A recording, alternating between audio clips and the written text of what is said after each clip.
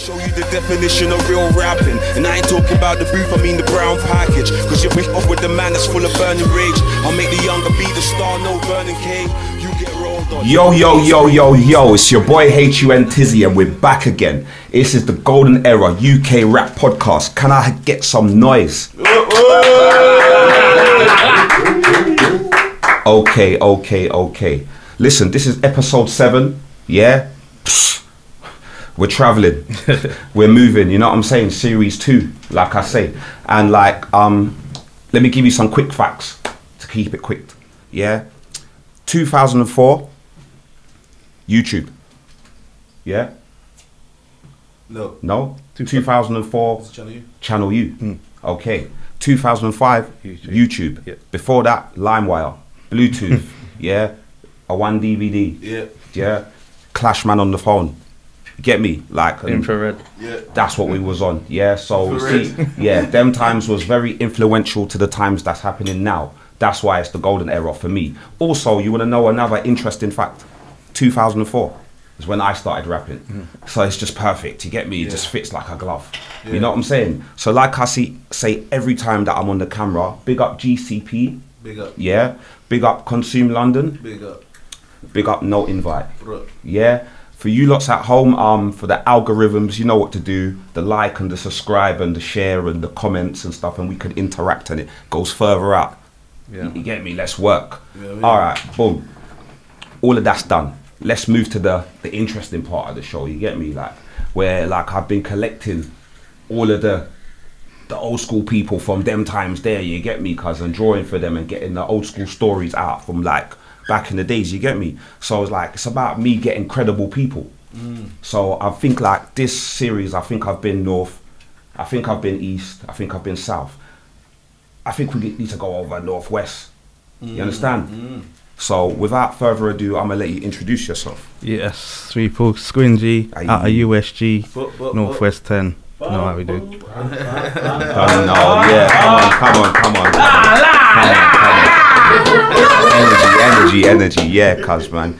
It's like a pleasure having you. I'm not gonna lie, cuz I need this thing to go out and I need people to understand that man's sending for the proper people. Yeah. No, man, appreciate it, man. Definitely. See the people that was there listening and that have grown up with this shit, yeah?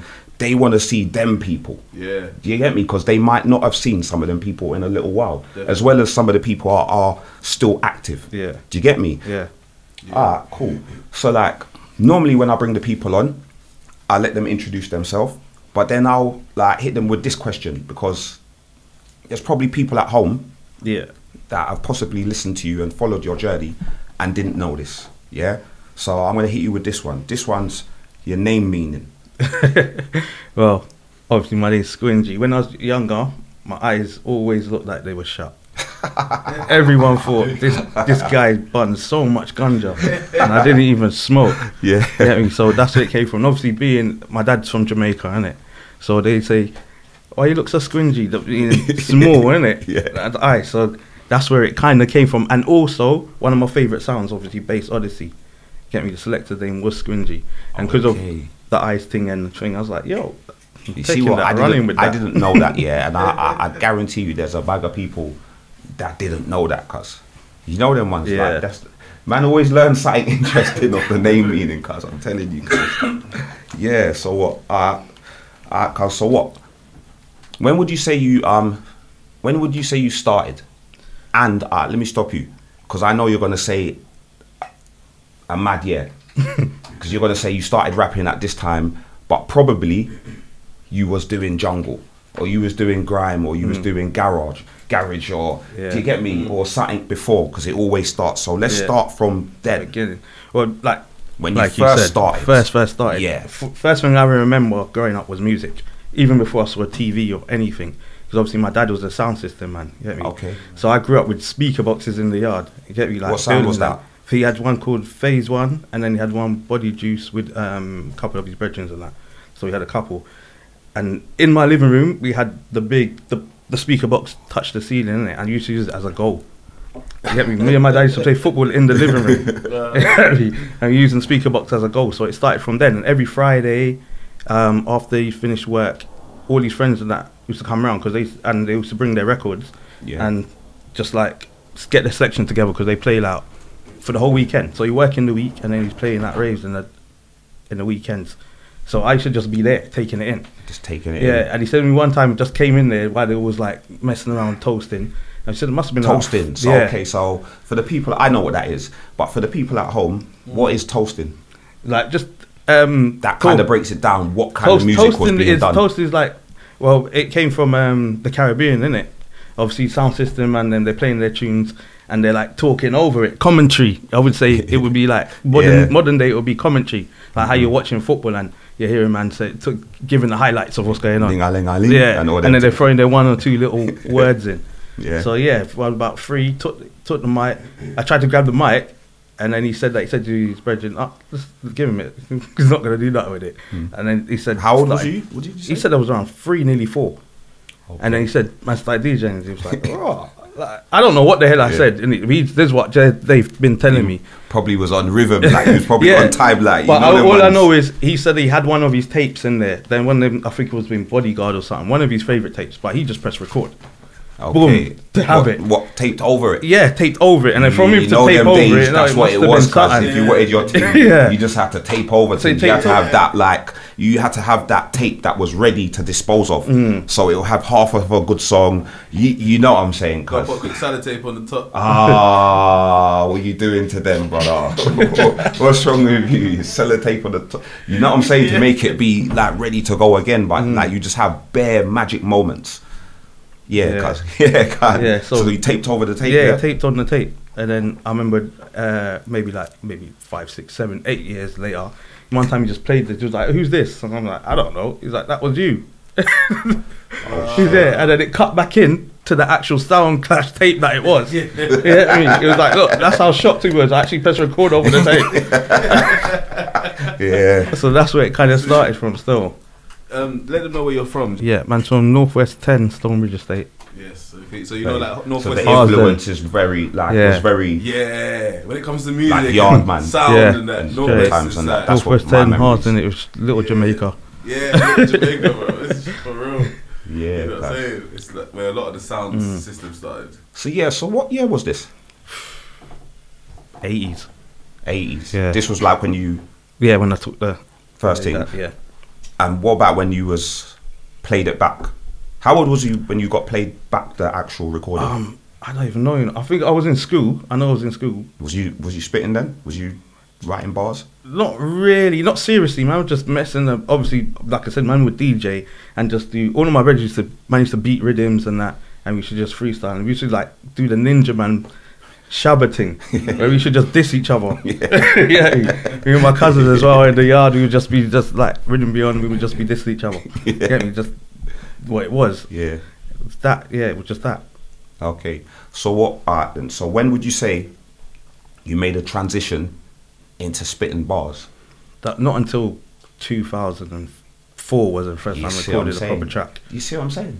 That's why it's the golden era, bro. And even that man was even on recording. Obviously, I knew I could rap, I knew I could DJ, and that, but I just wasn't really on it like that. So you see them times there, yeah.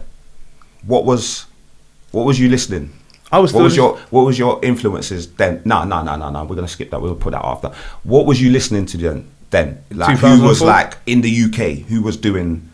You know what I'm saying? Yeah. What was music like? We say in 2004 times. Yeah, 2004 when you got your like itch to get me. Let me put down some bars for myself.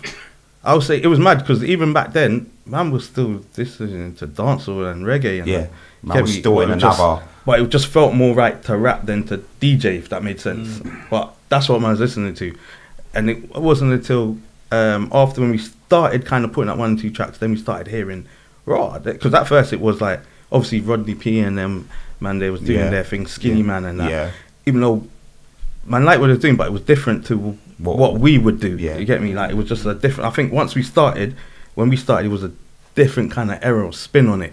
Get me? It was more like, that's like the street music era. It's like yeah, you get me? And like, it's like actually the man that's on the road's rapping now. Yeah. Whereas before, even it was before that, it was like, even though it was like man about doing their thing and that, but it was like people that would do with music were the ones in the crews that would be like, yeah, you do the music because we don't want you to be on the road kind of thing. Whereas in 2004 it kind of changed, didn't it? And it was like, oh, actual man that's doing madness are actually doing music now. Yeah. That's crazy, cuz that's like man's story. Yeah.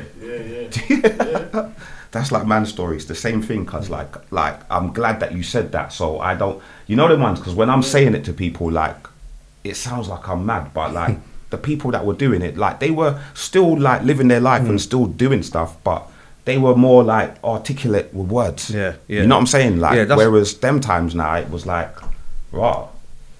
Like he wants to do it and he wants to do it. You know them ones, like like you're saying with the articulateness and that, you could tell just before our era, you can tell certain man were they were good poets and certain things. When they say like metaphors and all that stuff, man didn't even know what the hell none of that meant. He just spitted what man was seeing and what man was going through, and that was it. I don't know what like verbs or whatever it was called. He was just spitting our life, innit? I was probably doing some of that shit, without even knowing it. You know what I'm saying? Like, but just putting it to like in my how I'm seeing it. It's crazy. So, cause so you see them times here. What was your influences in music wise? Music, US, UK, yard, whatever. Like even being that you was very like, you know, like dancehall. So fix this mic. Being that you had like such a dancehall influence. Who were the hip hop guys that snuck into your playlist? Into the at the time? I would say it was like Nas, and then we had Mobb Deep, and that. Then when man had Pac, get me. At first, I don't even lie. I think it was my Regent Gazzo that had the Biggie CD. This is after he died. Then time I'm still listening. We're still listening to like Bounty and Beanie and that. But it's like this double CD, and I was like, oh, this is alright. It's still. And then I thought. And then that's what I had the debate with Biggie or Pac. And at that time I heard more Biggie then. So I was like, Biggie, man. And then when I started listening to Tupac properly, took I'm him like, in, raw. like, this is real rappers. Like, you know, like, you get into Biggie's got more of a, if you're talking about technique and style, Biggie beats it hands down, but personality, Pac wins. You know what I'm saying? Like, and message as well. Message, you know what I mean? That's what I'm saying. Change the world shit, like kind of like. But if you put up each one of their party tunes next to each other, it doesn't even like Biggie kills it every time. And that's what I was saying. Obviously, like I said, I wasn't fully into the hip hop thing like that. So you know when you're not fully, it's just like when people might not really be into ragga like that or dancehall. So they take the Sean Pauls and they're like, yo, these are the this is the top man. Until you start going deep into it properly, taking it in. You get me? So when it's the surface level, you're going to listen to the surface ones and think, okay, cool. And then when you start actually taking it in, then you start hearing other more like mind changes. What's it called? Like Biggie was that they was more able to promote him. You know what I'm saying? Innit? We didn't realize how much like those people were like literally the first rappers we were seeing. You know, like Snoop Dogg is probably the first rapper that most of us saw. You know, like it might sound corny or commercial, but like, it's crazy, isn't it?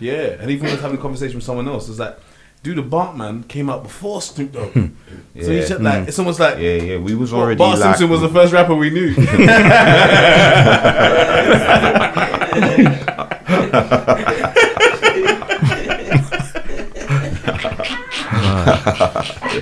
Saying that though, I actually remember because even though my dad had all them reggae and dancehall music, he still used to have one or two hip hop things in the selection, and you know all the mad things, all the Celine Dion's and all the mad stuff. But I remember he had them the tunes always get mixed in.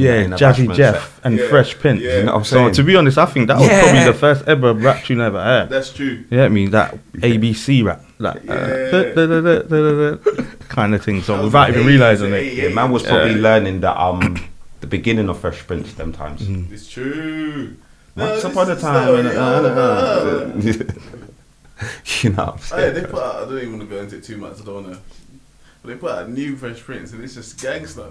Like, they ruined it. Like, have you seen it? I see the first episode, but I didn't watch that. But yeah, but it's not it's out already, yeah? Yeah, it's not that it's not good, but it's just like BMF and Power, basically. Okay. Slightly, that's what it's starting to look like. You know what I'm saying? I knew there was one coming because like everyone that was light skinned in Fresh Prince is dark skinned. Okay, so they switched up their look like. Uncle Phil's dark skinned, Hillary's dark skinned. Switched it up and that. Only Will kind of looks like Will. Is he funny though? Is he like? Is it like? It's not funny at all, bro. So it's a series, yeah. Yeah, series. Like, allow it, man. They might kill it off. Some gangster thing. They might end up killing it off.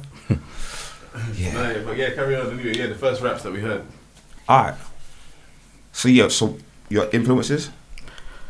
For hip hop, you would say? Yeah. Yeah, so I like Nas. Nas. Yeah. Who else do you say? You said Biggie in that, Mobb Deep. Yeah. LOX. Yeah. Yeah, I mean, Chic, Styles, Jada. Yeah. That's the kind of thing man was taking. Man was taking the more New York stuff first. At first. And and I had a version called G Money that was always throwing this West Side thing up. He was trying to get us to listen to Beer Madness. Yeah. I always liked the West Coast, yeah, but I didn't have as much people to like after Snoop and the Dog Pound and Dre, you know, like, and Pac. You know what I'm saying? Like, after that is like, fam, man, Mac 10, you know, like these other guys, they were cool, man, but they weren't matching up to the other guys I could go and like check. They had a couple tracks that you would probably... Yeah, I knew who you was, I liked you, but like, I was on the East Coast, fam. I think like London life was very similar to New York life. Yeah, we was dressing like that as well. Not even just dressing, that our lifestyle. We remember both big cities in like main countries or whatever you want to call it, like, you know, like Western countries. That our lifestyles were very similar. States, West Coast more laid back and that. Yeah. Even when I went New York, I actually felt that this is just a one massive London. Yeah. Big London. So, and our lifestyles are similar. Even when they come here, they say that. They say that London's very similar to New York. Yeah. Okay. So alright, cuz, so check this now. So we can keep the people up to date for those that don't know, but everyone that does should know. Let's give them some footage, like of one of your earliest footage. Something of you, you know, like your earliest video that came out, or freestyle that came out at them times. And I'll put the link in the description. Cool. I would say, well, the first video we did was the Stonebridge Northwest Rapping track. Get me? Left actually produced the beat as well. Okay. Yeah, that was that was our first actual video. And when we got it done, I said, what was it called? Say it again. It's called Northwest Rapping by Stonebridge. It might be just called Stonebridge now on the thing, because that's another mad story. Because our YouTube channel got deleted. Okay, so you see your first tune. You said Stonebridge. Yeah. Was you USG then? Yeah. Well, it was USG, but it was called Suspect Gang. Suspect so it was, Gang. Why did I say that? Like I didn't. So it was before the U. Yeah, before what? Yeah, because obviously we took the name from, it was Usual Suspects. That was our olders in the end. Get me? Their olders that they moved around with, Ratty and them big band there. They was called the Usual Suspects. You get me? So sometimes they go in collie and that, and it's like, oh, tell you Suspects, man's there, then bam. Get me? So our olders, that's what they were running with. So we just thought, we're just gonna keep it in house and run with the people from your era, your age group. Yeah, so it's thing, but we just thought, let's just so the label was called Suspect Entertainment first. That's what the label was actually called, Suspect Entertainment, Suspect Gang. Who was in that? Who started that? So that was me, Lef, then Koke, my brother Grams, Leo,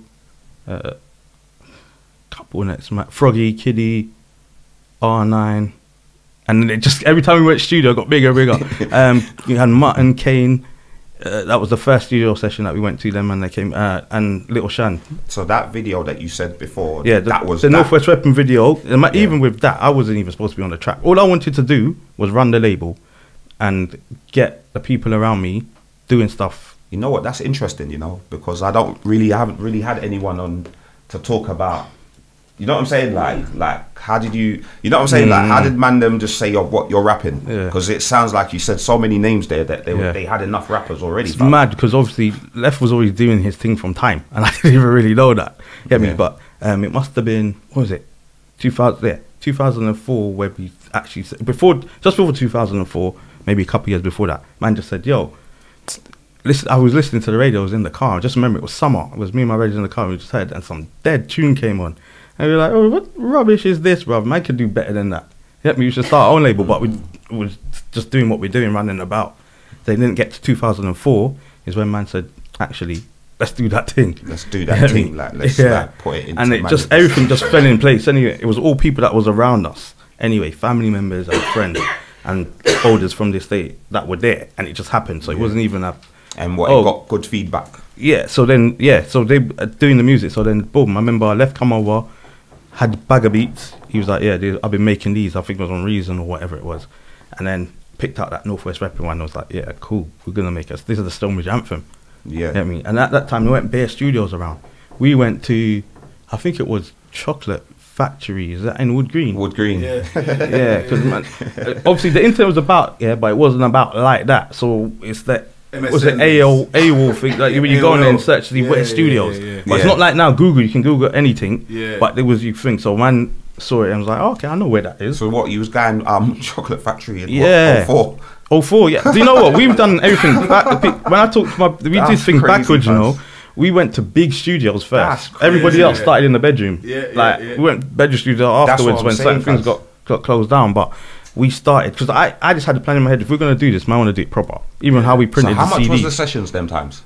I was paying for days for like a day rate, so maybe like 8 hours or whatever. So I think it was like £150.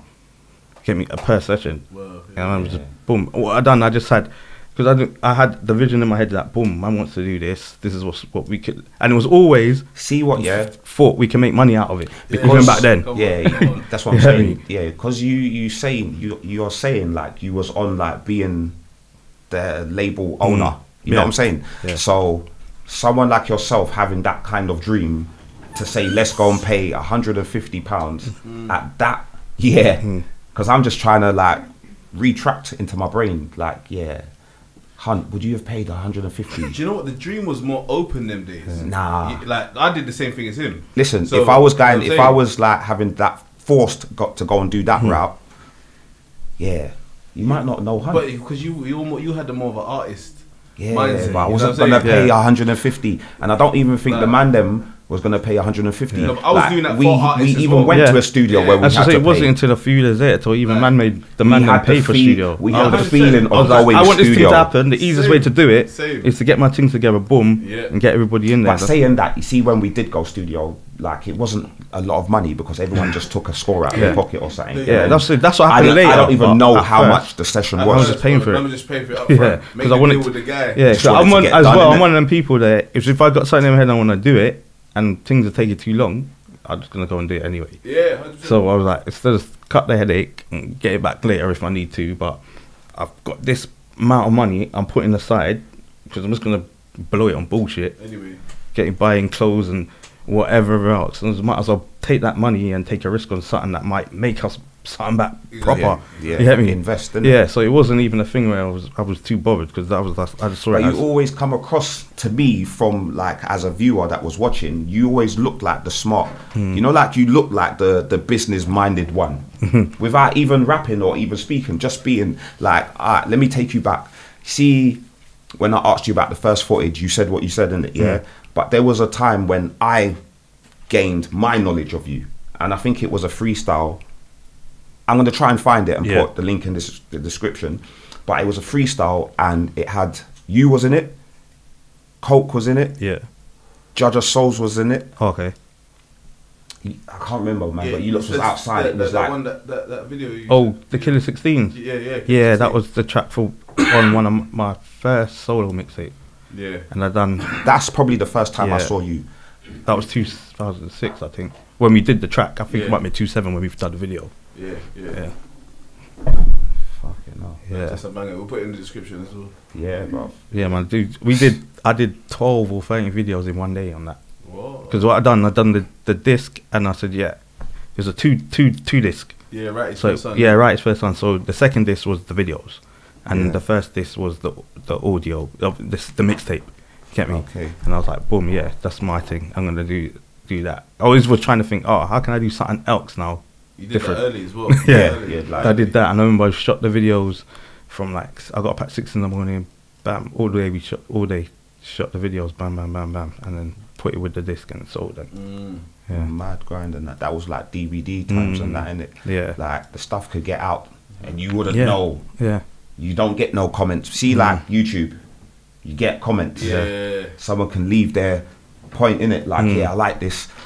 Do you know what I'm saying? Because the silent, you know what I'm saying? Because like the people that's watched it, they haven't commented, but you can see by the views, like, shit, this is going far. You know what I'm saying? In it, fam. But DVDs, it's mad. Like a man could have it, I'd have your DVD and someone would steal it. Yeah. Do you get what I'm saying? So that DVD is actually traveling, like doing madness on top of the ones that's even getting bootlegged. Yeah, man. It's true. So true. Them times were special, fam. I remember, who was it? Red Scar, the producer. He's from Stevenage, and he was saying that he got man's CD before he met us. Yeah, that was the time. Yeah, so that's what it was about. And he said he bought it, he found it in some market or something, but that was my mistake. What market was it? Like, was it Ruthless Records? No, it wasn't even Ruthless. We had stuff in Ruthless, but it was some next thing. But he said, yeah, he found that CD before. Before he come down and before he's even seen it. Yeah, but that's what that's what gives people a chance to like engage with you better them times, because they don't get to see you. They don't. You know what I'm saying? Like your superpowers don't wear off because they don't have to like judge you on all of this nonsense. They can just listen to your words, listen to your bars, and take you in for what you're saying. You get me? Like, because I remember even Charlie Sloth said that as well. That when Koke went to the fire in the booth, the first fire in the booth, he was like, because obviously I just went there. Koke's doing his thing. I've come with him in it, and supporting bam. So I was chilling in the back, and he was like, "I know about you as well, you know." And I'm like, "Yeah." He's like, "Yeah, man, I had your CD. I had your CD long time." From a long time ago. Yeah, he said it. Yeah. And I was like, oh, okay. You packaged it good before. Yeah, it had proper. Our thing was proper. It was proper. Probably, it wasn't just put it in and take it out. Obviously, later on, then we started doing them ones because you need to. But when our first 2 mixtapes, you did the double disc one, innit? Like yeah, thick barcode, big case. You seal it. So when I'm going to shops and I'm saying we got CDs, want to sell them, and then they're seeing it, they're like, oh, right, I wasn't expecting this. So they're putting it on the shelf with these proper CDs. Get me? They had an import, like HMV and all them kind of like shops and stuff. Yeah, like you know the like Dark and Cold and all that stuff and that. Yeah. And then we had one in where was that? That was up West End. Yeah, West End. What road? Like Carl. I remember Oxford Street, but I didn't. One of them little alleyways and stuff. Innit? That was Deal Real. It was on Cardiff Street. There. But Dark and Cold in its prime. Was like just even from when you come off Tottenham Court Road, you just get on Oxford Street. Yeah. It was one of like not too far down. Do you know what I'm saying to you? Yeah. Like, it was decent shop. Celebrities used to come down there. They had their own clothing line. You know what I'm saying? They was doing their thing. They was doing their thing from early cuz. Yeah, cause they had a CD shop in Harsden that had got bare imported stuff from America. They used to get it early, even before HM3 and that. Yeah. And they just done CDs. So obviously that's man's local. So we've got that same thing, gone in there. I used to buy bare CDs from there anyway. So one time when I was like to man, yo, you know, we got our own CDs as well. And I was like, yeah, all right, let me see it. And I brought it up, and then he saw the packaging, and then I told him how much we want to sell it for, and he's like, all right, no, I'm going to sell it for a bit more because it looks like proper. You get me? And he put it in the window in the shop, like I said, next to the Jay-Z's album, and and I remember it was in the ends, and then it got Kool, and I was like, who's this? He's like, CD man from the CD shop. It's like, yo, you got more? I said, yeah, and they're gone. Bring some more up. Okay. He was selling in the shop. Okay. And that's before you even had the proper video out. You see what I'm saying? Them feelings there. I know you know that feeling when you got that Kool. That's sick, man. Yeah, cuz. Yeah. So what? See, so them times it was Suspect. Yeah. Gang. So the label was called Suspect Entertainment. Okay. And it was. So when did the U get added? That was. What year was that? I can't remember. USG. Around, because the name was still floating. The usual. Some people still called it Usual Suspect Gang and Rare, but we just thought we used this part of it to put it out because we kind of like, we wanted to represent where we're from, but then we was like, don't want to make it too bait just because we saw what happened with So Solid and certain people. So it was like, let's kind of throw the center off, even though they might know where it comes from, but that's later. Then the USG part came a bit later. Still, I think Koke, what's the butt? Someone then got them to do that tier. So logo. who was the members of USG? USG. Yeah, USG. So obviously that's when it got to the USG point was like when it was like, this is when we really, really trying to take it serious. And you get me? Before, when we were doing it, when we done the Suspect Gang thing, obviously there was the main members, but we had a lot of man that could do stuff, but they didn't really want to fully do music, or they weren't really on it, but they did 1 or 2 bits and that, you get me? But when we got USG, that's when it was like the more serious, like members wanted to do it. So I would say Left, Koke, me, and then EXO. Later on brought in Menace. Who else was there? I can't even remember. What about that was the Butch? Oh yeah, Butch. Yeah, that's Colt's little cousin. What about wasn't and then Chuck. GEKO? No, yeah, GEKO came later. That's later down though. Chuck was the original younger. That was Chuck. Yeah. Chuck was sick. Yeah. Chuck was ahead of his time. That's I think. What was his mixtape called? Lesson Time. Yeah, he was. Lesson Time. Okay, yeah, I remember. He wasn't. He was young, but he was ahead of his time. If he didn't, obviously, like he just wanted to stop music. He found his religion and that. Okay. And get me on his path. But he's always been a smart youth, innit? Yeah. Like you always. could tell. I know what you're talking about now. Thing. So, but him, if he carried on doing it. I don't think maybe if had GEKO, I don't know, but Chuck would have been the one that we was pushing. Yeah. Okay, wow, that's sick, man. That's like a big squad. Jay's you know the ones, a strong squad. UK obviously shot videos for Chuck and Hannah. Yeah, that's why I think I've probably seen him. He's one by himself and one with you. Yeah, he done it on the same day, innit? Same day. Yeah. We used to film bare things. Yeah, I remember them. First time I met these men was like 4 AM in the morning. I know, I was just saying that it was like some mad things. When you get a call, say, yo, where are you? I'm in my yard. He's like, yo, this cameraman's coming down to shoot a video. I'm like, when? Now. Like, right now. Alright, cool. Crazy. Coming from South London. Yeah. 3, 4 in the morning. 3, 4 in the morning. From Block Life. Like, 4, yeah. Get it done and that. Yeah, it's all part of the the UK overstood the error. Yeah. You know what I'm saying, innit? Yeah, Jay was putting in work back then. Putting in bare work, innit? That's another thing as well, man. Obviously, they've got the link up to Grind Dailies and that, but I think UK overstood's been a massive part as well. Yeah, of course. That, that's where that's the beginning, innit? Yeah. That's like that's the first. I don't know. There was Media Massacre. Yeah, Media Massacre. So I think if you was from, that, and I remember when I used to watch it, I remember people like Blade Brown, and you know, like there were certain people that kind of like had their slot over there. Do you get what I'm saying, innit? But over on the UK overstood, it was like I've been being gassed when them websites put up the videos. People telling me, I'm like, what's this website? I'm learning about. I didn't even know about none of them websites. Yeah, Media Massacre used to put up all of our videos on there. I think I did a video with them once. Yeah, they were cool still, man.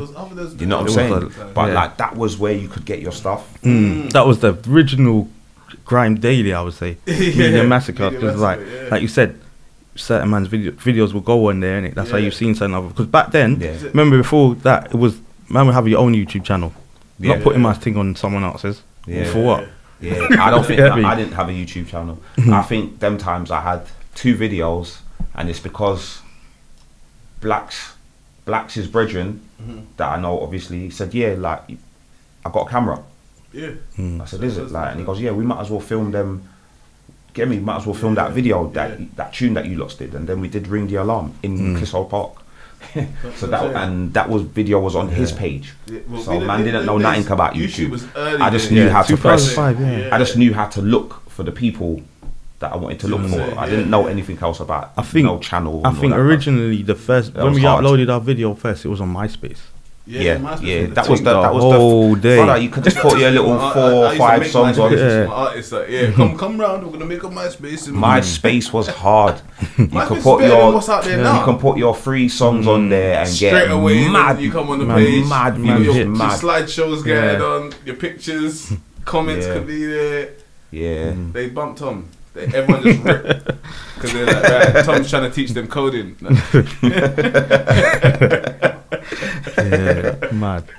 So our first YouTube channel was the Suspect ENT YouTube channel. That was in 2005, and we actually just before then, like you said, it was Channel U. So at that time, it was upload your stuff to MySpace, and then there's this channel in England that's playing music videos. Yeah, it's like I want to get on that. I want to get on that. So obviously sending our thing there at first, it got played. The first 2 videos we made, they were playing it on there. Then so how much was it to get on there? Someone else $250 or something. I think we had to convert. Even then back then, so I had to go to Soho or something and convert the video into some. I never got a video on there, so I don't know this. This thing cost like £95. So went out there, dropped the thing there, and then man was like, "Come back in 2 hours."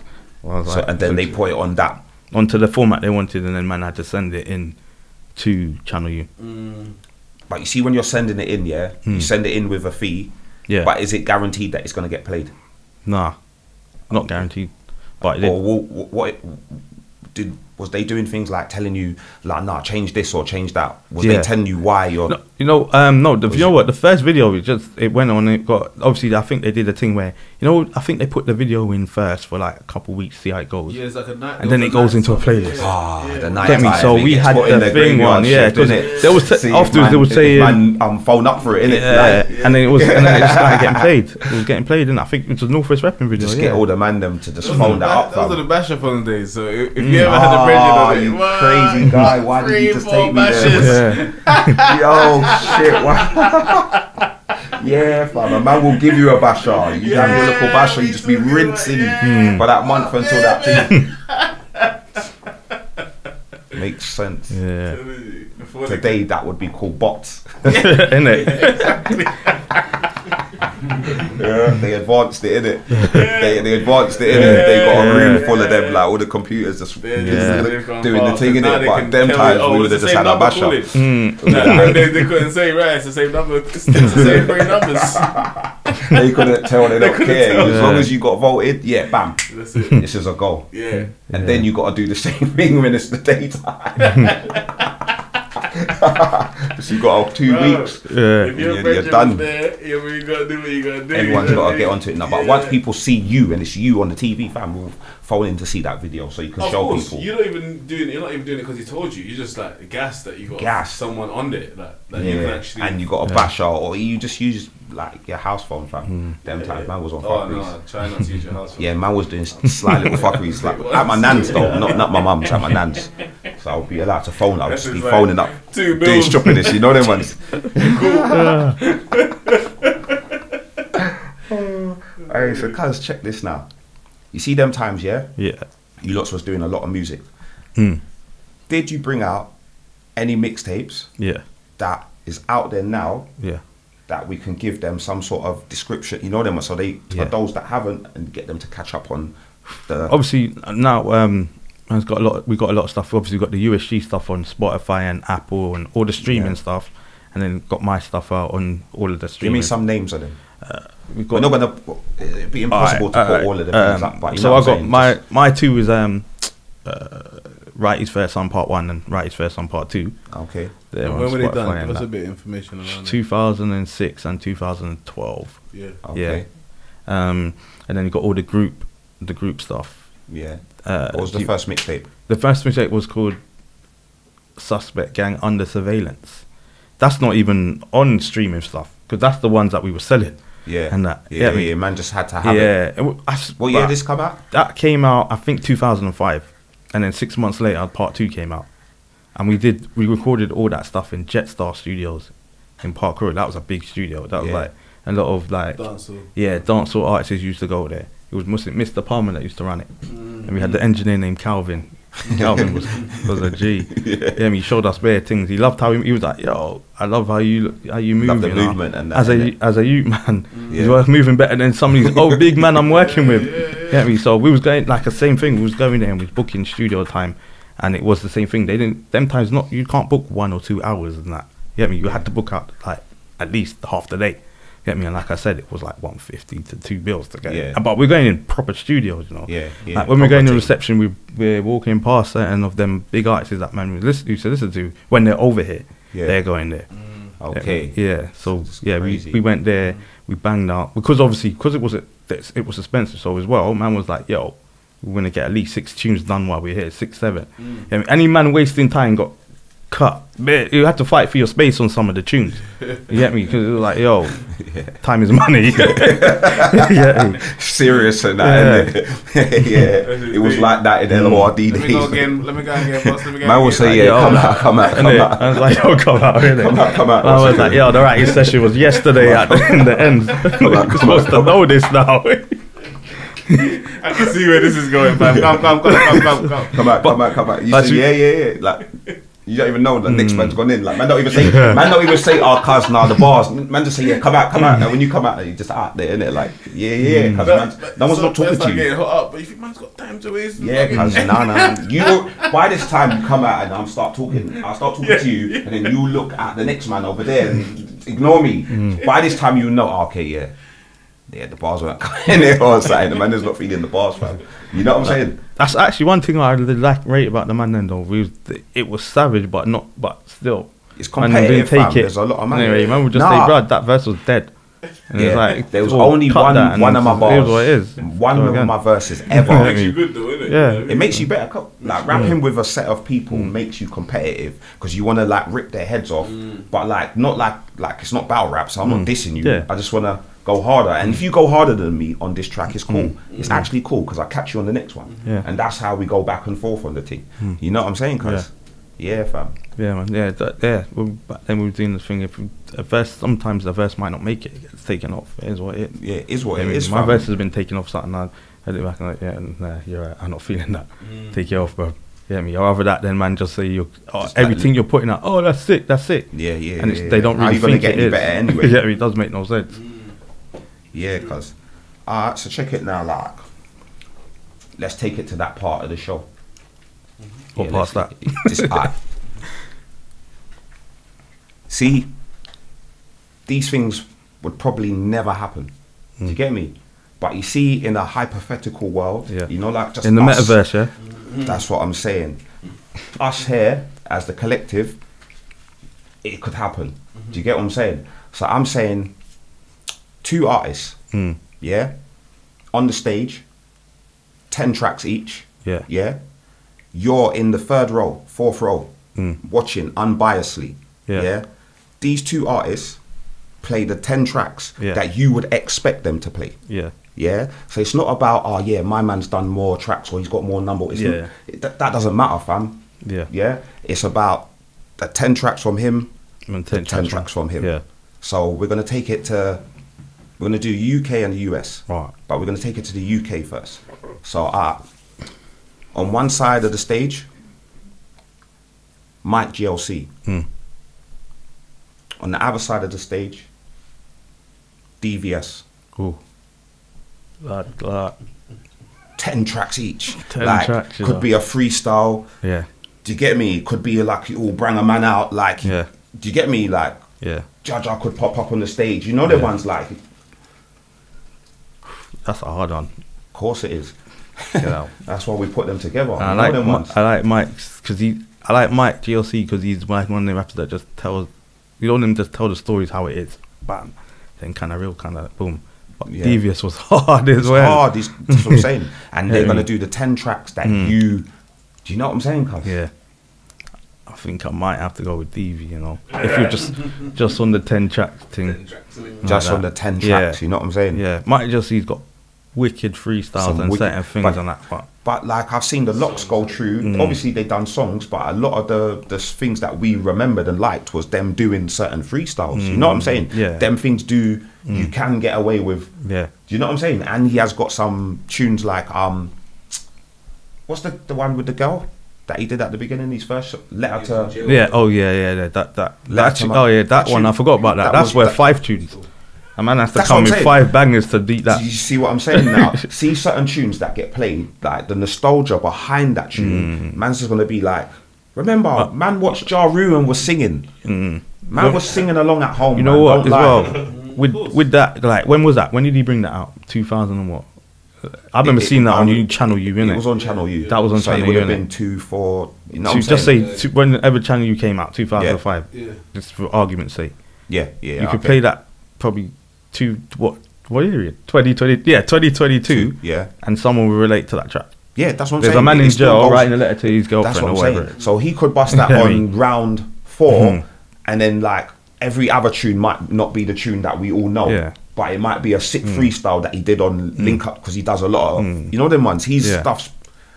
You know what I'm saying? I can't name the actual other bangers. You know what I'm saying? But he's got loads of bangers because he's always spitting heat. But what I'm saying is, like, that tune, a man would argue and say, no, but that track, you know what I'm saying? You know, like how they did with Benjamin's? Yeah. Said, no, man won off of that song alone. Yeah, that song's 5 rounds.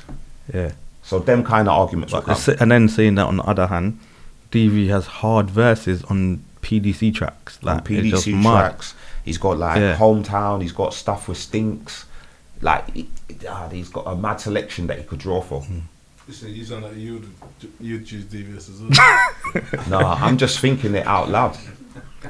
I think we might have to see how this one plays out, man. Might have to go and get 10 of each of the tracks. Did you see how I just spoke up for Mike? Did you just see how I just spoke up for Mike as well? Like, on what his thing, like that track. Do you get him? So it's the same, but I'm just giving it to you. So what are you saying, DVS? At first, I will say that, I'll leave it at that for now. But it's one of them ones that is, there isn't a straight out winner. Put it that way. All right, let's take it to the committee. What are you saying? So it's a good 2 battles, but 10 tracks. And like I say, when you always put me in the crowd, I have to think about what the people are going to think as well. No, you're off camera. You're just speaking. You're part of the committee. I'm going to ask. But Mike's got certain tracks that I feel like will kill all the DVS's tracks though.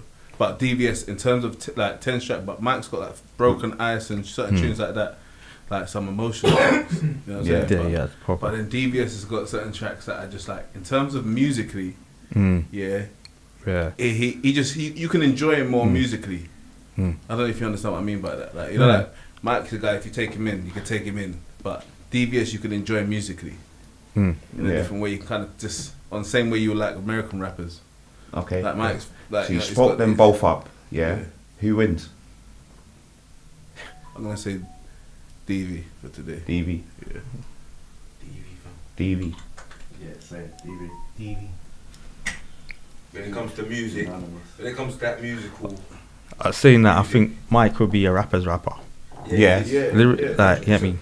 Yeah, but the tunes are gonna be gliding. That's what I said. Like I said, it's tunes. Yeah. You say that's what you said. Tunes gliding neatly on the beat, cause like man's gonna be like, like especially if you knew them tunes as well. You lot's at home. You lots leave some comments. You get after me? Like, this, I'm gonna go and listen to both of the. That's what I'm saying. Stuff and then you probably like might even have a different outlook on it. But like tunes you probably forgot about. That's what I'm saying. I can't even remember half of our stuff on other people's. We've done so much stuff that I didn't even remember doing because we were just working. So, cuz, Arden, what would you say is your most known track? Ooh, that's a hard one. A few still. The Northwest Repping track, that one did a lot because there's people in other countries that telling me like, from that track they've been following. They told you that they've been following from them. Okay, I hear that. Killer 16 is the next one. That is actually, I didn't even know that the beat was a Mobb Deep beat. It was just I had the beat on the CD. My brother had it, and I was like, "What beat was it? All I see is pain or something." I don't even know what I just found out it's a Mobb. I don't even know what Mobb Deep track it was, but about bare years later, man told me it was a Mobb Deep track. People want to know because I didn't even know. Instrumentals from CDs. Yeah, we just got the instrumental CD out. You had the CD and it's got 25 CDs and it's good to go, bro. You bring that out, that's like your pride and joy. Man might try and thief that. Man might try and thief your CD and run off in their car, drive off in their car, and then they're a rapper. Yeah, but the Killer 16 track, I would say that's a big one as well because a man showed me that their cousins that live in Germany that were just watching whatever, they did a remix to Killer 16 and they called it the USG remix or thing and they did get me like they did their own remix to it in Germany. And then now they're big rappers doing their thing. But I was like, the beat's not even ours, it's Mobb Deep's track. Yeah. That's how big the track got, that they're saying this is them and their tune and we're doing a cover of it. Was flying around. That's mad. That video had and again, like that video even been uploaded 3 times, you know. 1 million, it was millions of views, and then it just got. Because that's go back to the YouTube thing. What I was saying, I was saying about early days. Our first YouTube channel, the Suspect Entertainment one, that got deleted. The policeman got that taken down. And that was because at that time we were just uploading everything because that was the labels that we were saying this is the labels YouTube. So anything the man them's doing is putting on there. None of us had individual YouTube channels.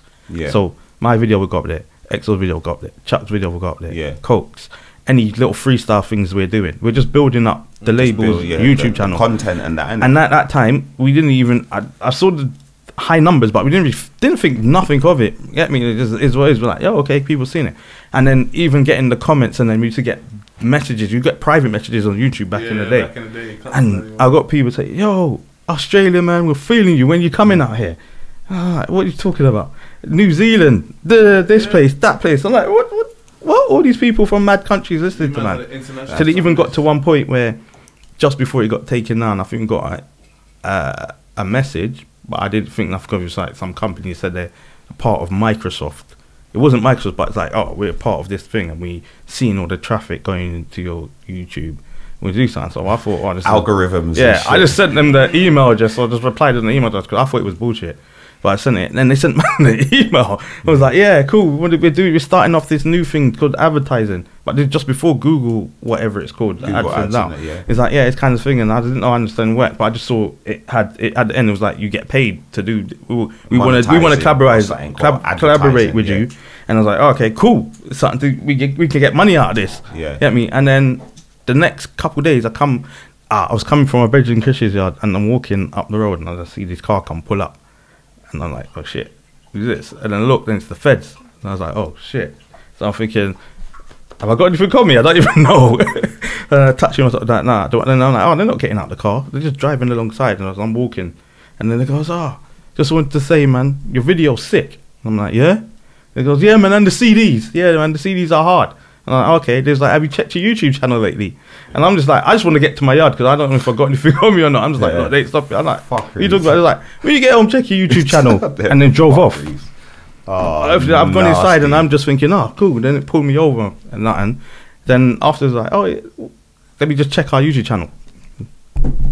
Nothing. It's gone. I'm like, what? Trying to log in. Nothing. Even with the email address, nothing. It was gone. They got it taken off. Taken down, bro. Our first YouTube. This is maybe 2008. Yeah, 8-ish, 9 maybe. That's saying a lot of people don't know how much the feds tried to stop them doing positive shit. That's horrible. Yeah. And that channel, it took me a few months to even make another one because I was heartbroken. I was like, yo, our thing was popping off, and it's just gone. And you see the videos, you probably didn't save them. And you know what's so mad? We had most of the videos, but some of them didn't. Some of them we didn't because uploaded it straight there. Yeah. And can't remember the files or who had the files.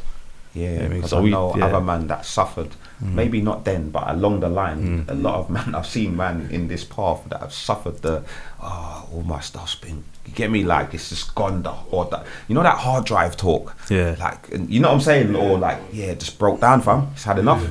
Yeah. Try to revive it. Can't, like, Frankenstein it is. It's done, like, you know, where's the video? Man's all switching, like, you know the ones. Switching, where's the videos? Like, you know the ones, cuz. And worse if it's your own thing, fam. Who are you mad with? You're just yourself, innit? Yeah. Hard drives, I don't even want to talk about it. Hard drives, nasty, innit? Start twitching and shit. Twitching. Horrible, fam. But you know, even for you, like, a lot of, I don't think it's mentioned enough that, like, SQUINGY was one of the, because he's independent, from an independent perspective, got his artist signed to Jay-Z's label, bro, Roc Nation, one of the first people to do that as well. That's what I'm saying, cuz. That's why I brought him here, credible names. Yeah, no, 100%. I just wanted to talk a bit about that, you know what I'm saying? Because it's not really mentioned, you know what I mean? The journey and how that went, and how that went about, that whole journey. Yeah.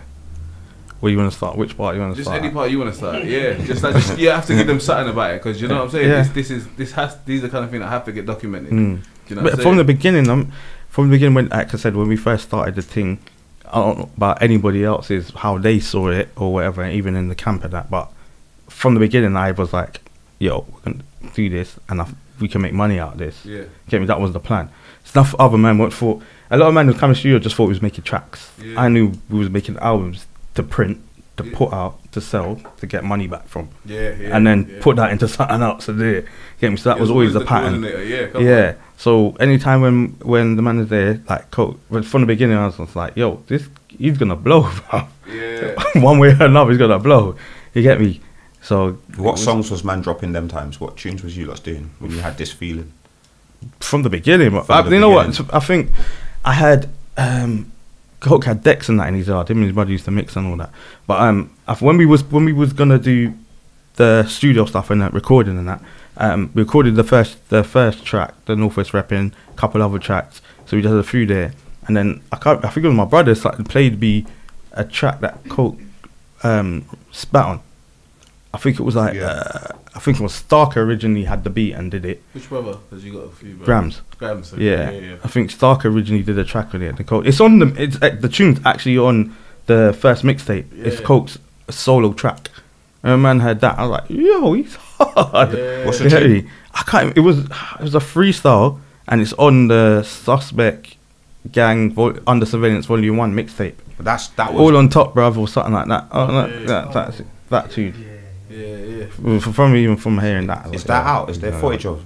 That was on CDs, isn't it? Yeah, that's on CDs. Yeah, I might up that because obviously remember when they had the free download sites and that. So after we've done the rounds on that, then we start uploading them to the free streaming sites and that. Yeah, get me? So they were on there, but because not everything was original, when Apple iTunes? Yeah, iTunes come about. Yeah, we didn't put it on there because then they was being really strict about original tracks back then, innit? Yeah, I remember. So them ones that we didn't put all them on, but we had the first one that we did put on there was Suspect Gang, the EP. It was like 5 tracks. Yeah, and they were original beats. Yeah, all the stuff that were original. Who was making them beats them times there? We were getting stuff from different producers, but we got I got something from some, was it Lock and Load? They're from Miami. He used to produce for Dipset and that. Hell Real, okay, and all them and there. One of the tunes we made. Just reached that to them. They messaged us on MySpace, I think it was. Oh, they just saw man from them. Yeah, he was just like, yo, they was like, yeah, no, we didn't. He actually said we didn't know the UK London gets down like that. Like how the movement thing was like, bro, he was loving it. Yeah, I mean, they just said, yeah, I produced for Dipset and that. I live in Miami, Lock and Load. Just sent some beats. Sent out some beats. He was like, yeah, record something, send it back. So how was man feeling them times? Man was listening to Dipset them times, isn't it? No way. I didn't really care, to be honest. You didn't even know? Did you know who Dipset was? I kind of did, but like I said, I'm not really bothered. Not in a rude way, but I'm here and I'm doing what I'm doing. I respect what they're doing, but I wasn't really. Yeah. Yeah, I mean, it wasn't till they're hearing the flesh and everything and stuff. I don't know. I wasn't really that bothered like that. I might have been gassed. Like shit, my man makes beats for. You know them ones. You always get brought into that kind of dream. You think, my man's worked with this person, so when I rap on that beat, then get me. But it's I hear what you're saying. It's me personally. I've just always been like that with anything, brother. Until something comes from me, I don't care. Get me? I don't. And you probably wouldn't care if they was there. Obviously, like if you do the thing, but like that's probably why you was one of the like at the head. Yeah.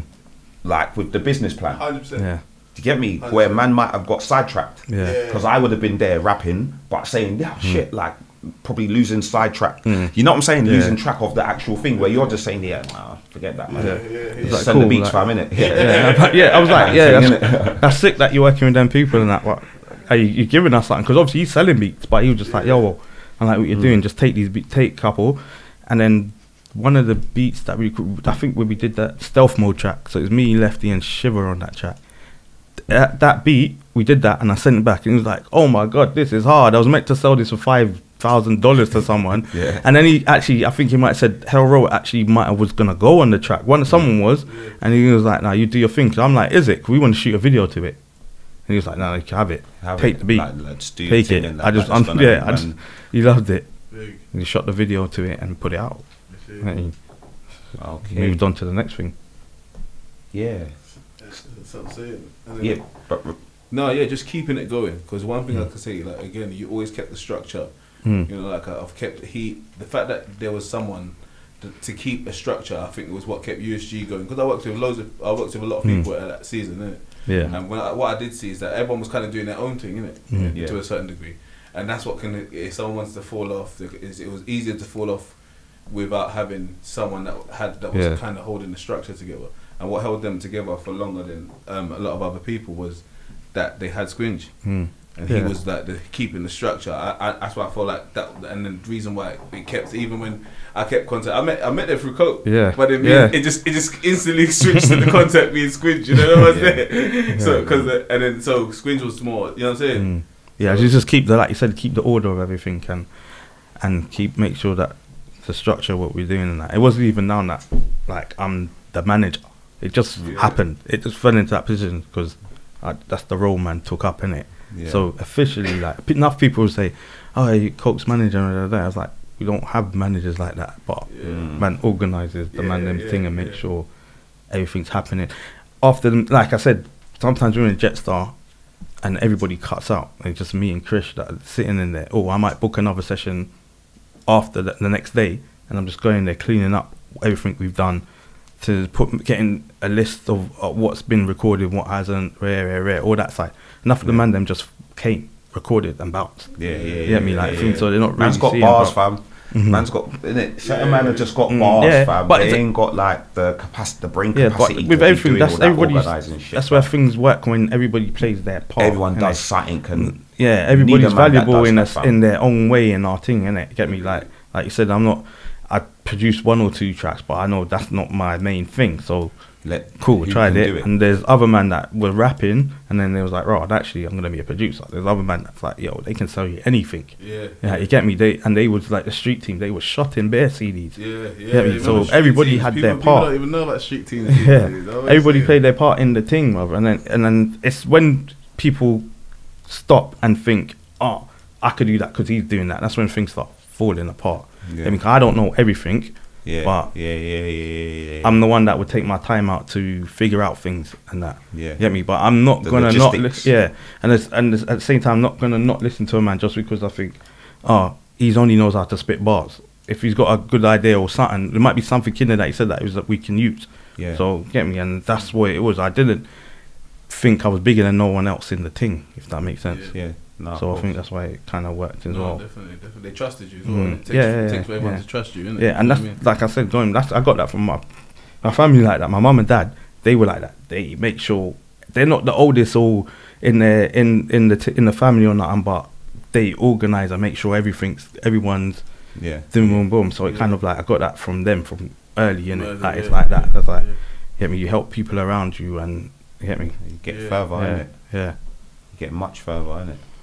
Yeah, cuz, man. And so like, even when the transition started happening from like when it started going crazy, because I remember you like went Canada as well. What was that? So 2000 and was that 10 or 11? It was on New Year's Eve. No, it was before that. It was before 10. Yes, we left 2010 December. We came back January 2011. That was mad as well. Like when we went out there, I was like, I didn't realize that.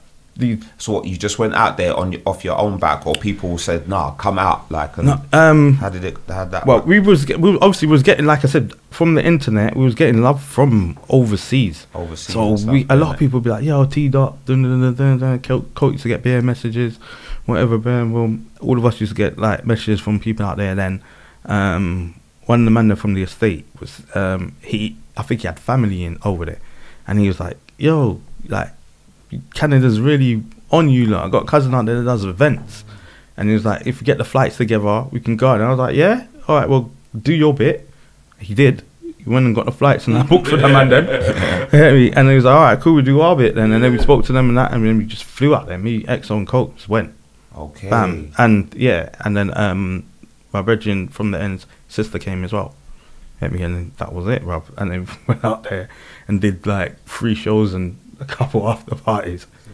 I linked up a couple artists. Bro, it was mad. There was like, people were every other day or every couple, when we was back at the hotel, there's bare more people come and say, "Yo, this guy raps," and it was mad. So love from Regent's Park, all over. Where did we go with the Red Top side? We went everywhere. Yeah, we went everywhere. I was just with, and we was with all the man, and it was with all the street dudes as well that like do music out there. But it was just, they were just similar. You know, like how we said, New York reminded us of London. Yeah. Canada was even more closer to London. More closer, innit? Even when I hear them speak, they sound. They're using the words that we use, but with an American kind of twang. That's what I'm saying. They sound like us trying to be not trying to be American, but that's what I always kind of remind myself. They're from Canada. Yeah. So they're gonna sound similar. You know what I'm saying? Yeah, of course. But because they kind of got the Queen on their money. But you can still they use a lot of our words, or we use a. You know what I'm saying? It's very similar. They prefer to they more want to relate to us. That's what they were saying. Still, it was like relate to you more, even though America you could drive there technically from Canada. They related more to our kind of struggle out there, over here. Yeah. I mean, but that was a sick experience still, even to the point where we're in there after you've done the show now. Man's going to I'm going to the bar to get a drink. They're like, why are you lot in the crowd with us? They're like, we had this person, we had thing, and they just stay in the VIP. And I'm like, okay.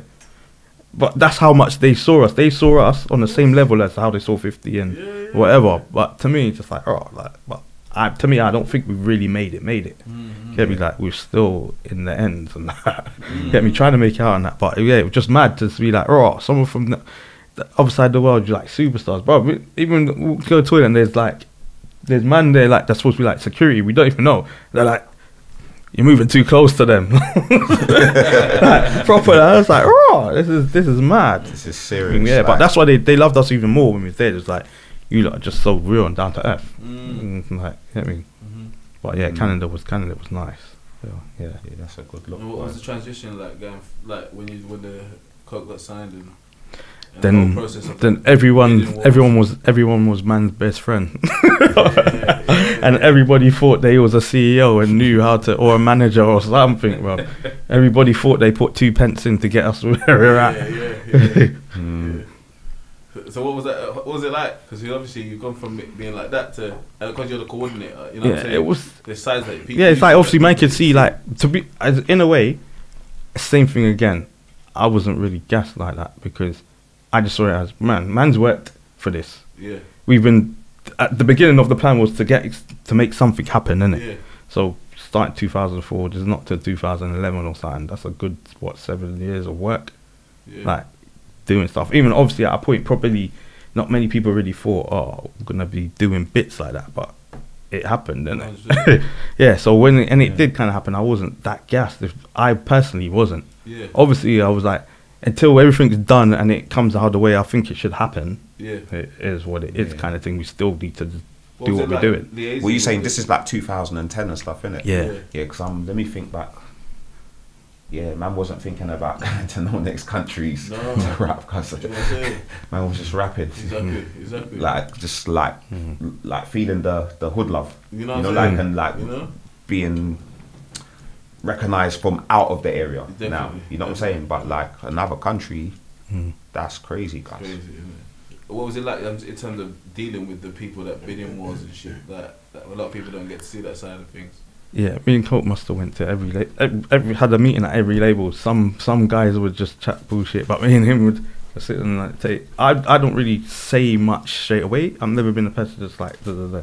So I was like, yeah. And going back to what you said about when someone tells you this person used this beat over here and getting a little gas wash from me, nothing would be like, yeah, and we signed this person and we did this, and I'm like, oh yeah, cool. But obviously they're using that as gas for you to rope you in, innit? Yeah. So when everywhere, up and down, all the labels, it's like, yeah, went everywhere really.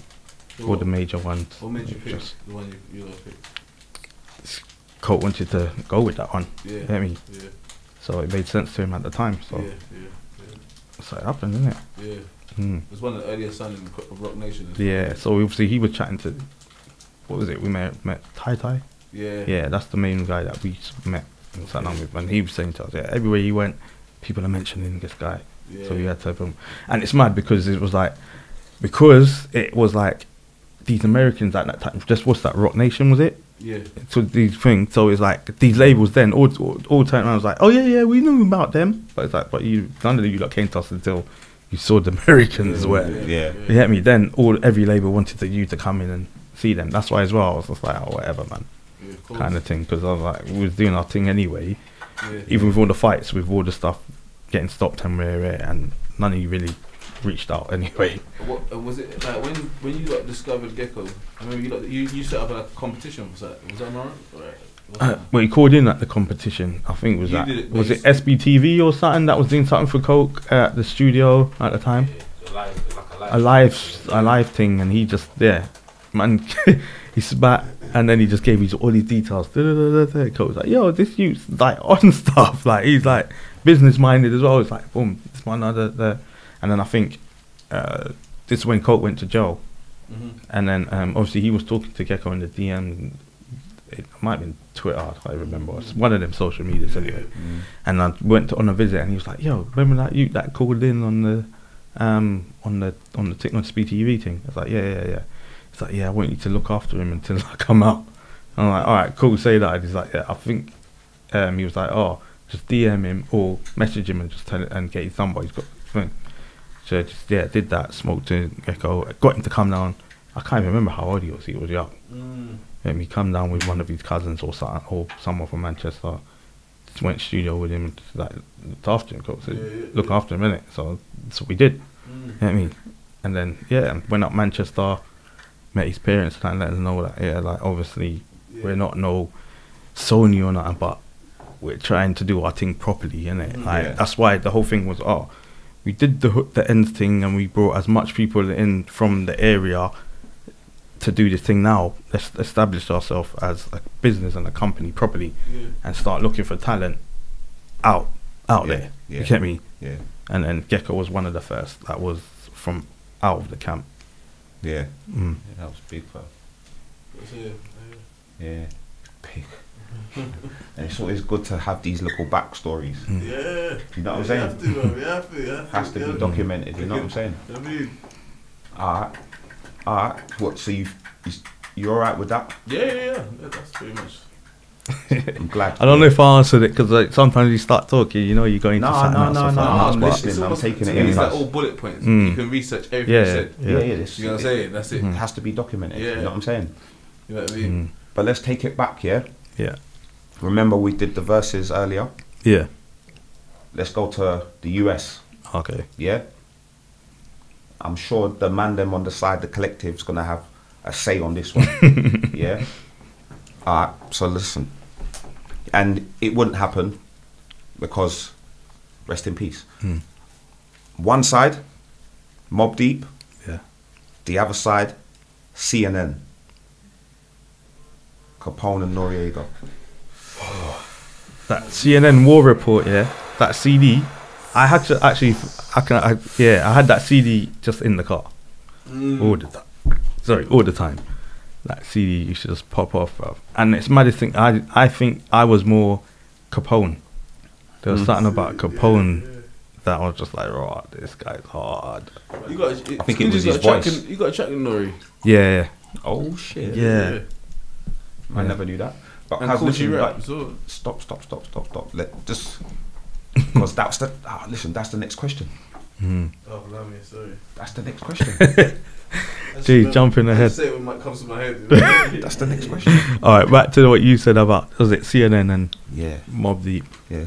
I was just from off with how I used to batter the War Report CD. I would have to say. Remember, CNN. it's the 10 tracks that you would expect to hear. Yeah, and that's what I'm saying. That They've CD, done loads of tracks. That CD, used to play it more or less start to finish. Yeah. Get me? Yeah. So just on that note, by default, by default, I have to go with CNN. What?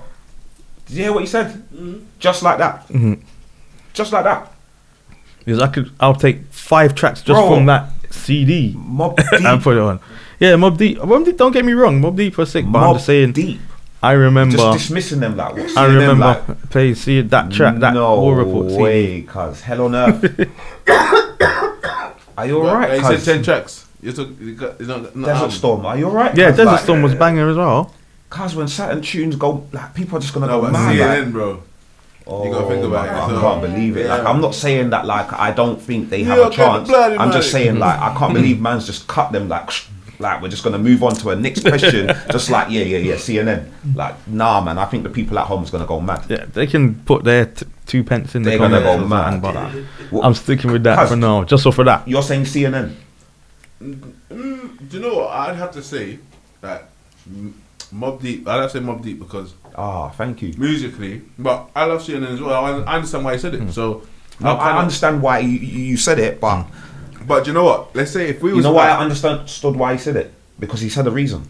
I listened to that CD. You could play 5. You could play 5 songs but then off of that if alone. we was in a show, like again, if it was a versus, let me just. I always have to put that little bit in.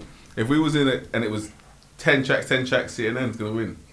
What? They got more of the Getaway. What? Are you alright? Getaway is a big track, yeah. Are you alright, cuz? Bro, Norega's gonna Are you alright? Norega, what? And you're gonna bring in all that New York get the bloody money and all them shit. Bloody cash. Bro, the crowd's gonna. I'm saying it. Even Nore could do a couple solo tunes as well. It's gonna go off. Gonna go crazy. But you know what as well? I think Mobb Deep was sick, yeah. But you know, sometimes when some people make too many albums and it's like, should have kind of. Remember, it's the 10 tracks that man expect. So you see all of the new shit, like up them from the beginning to like HNIC, you know, like to that.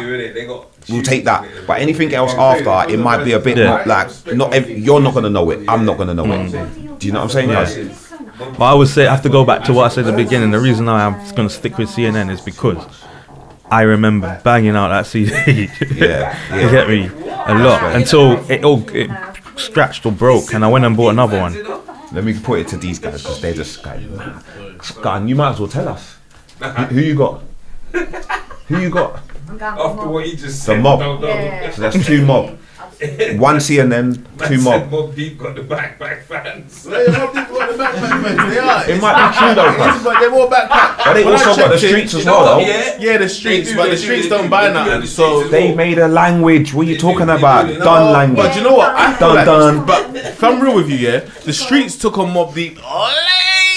Not me. No, come on, bro. Not me, mate. Hear me out.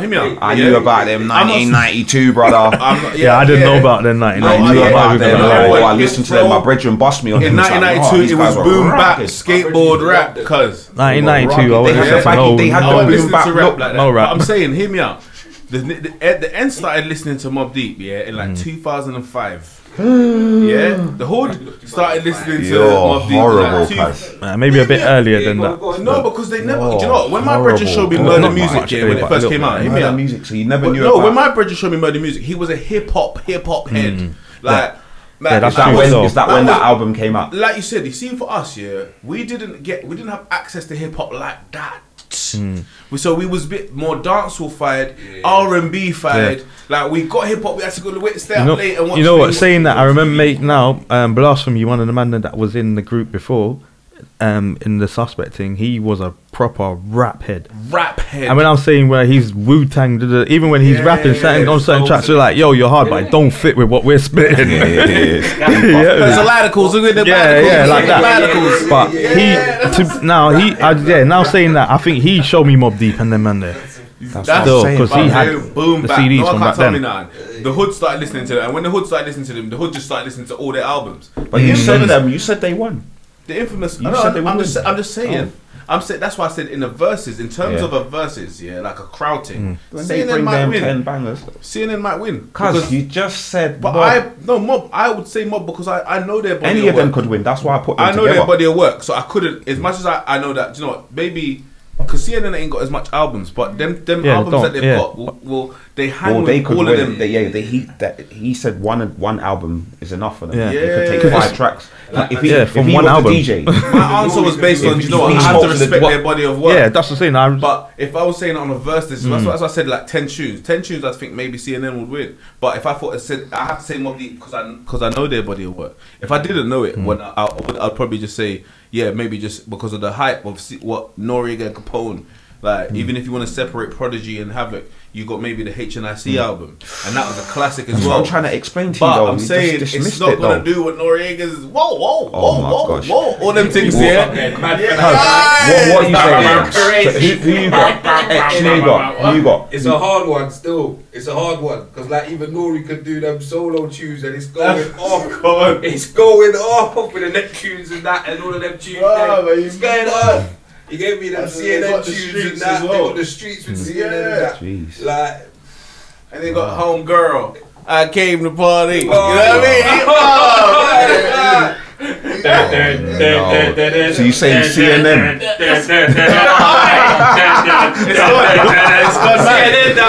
CNN. Wow. That's why I said I had to explain my answer. It's not a valid answer. You can't just say that. Like you have to say why, and that's why what he said. He said it was short and sweet, but he got to the point. You lot just longed it off, bro. You should have asked them. Man's diplomatic. It's just straight to the point. What you saying? I first heard Mobb CNN. Just hear the tunes and whatnot. Yeah. Okay. All right. You know what? I wasn't really either into both. It But doesn't. I knew Nore from that stuff, the stuff he did with Neptune. You see what I'm saying? That was when that whole world opened up to me. Yeah. I wasn't really into it before then. You see what I'm saying? So I'd have to go with see? CNN. All right. You lot's at home. What are you saying, hun? Me. He's saying because I know about this. I know what he's talking about. You see that? I know. Dun, dun, dun, dun, dun, dun, halfway crooks and all that. Like. Yeah, that's what I'm saying to you. But do you know what I'm saying? Like, is that something to the body of work? You know what I'm saying? I know what you're talking.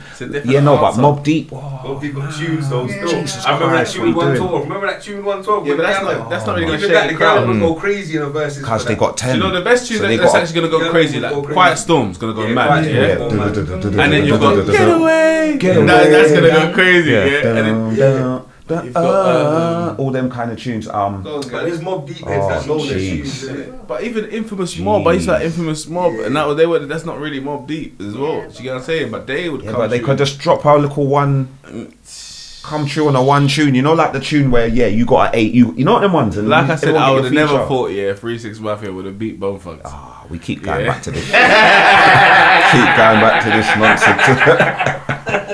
Bro, I told you, if I lived around there, I would have been there in my Bone Thugs t-shirt. And I would have got disappointed with a bam, bam, bam. I'm like, oh no, this is what it sounds like now. Oh, yo, fuckers. Don't this man's old school childhood. You get me? Idols back in the days, man, was feeling them, man. There. Bro, I love Bone Thugs, but when I heard them together, and then Music Brother, the fuck that bitch, fuck that bitch, and even though I know that's ridiculous, bro, on the stage, because both of them was chatting shit. No, both of them, 3 6 Mafia was chatting nonsense. Yeah, they were singing some Nick songs. That was looking a bit funny and that. And they was. And then my man got angry at them because he threw a thing at them, innit? Yeah, he threw the thing at them, innit?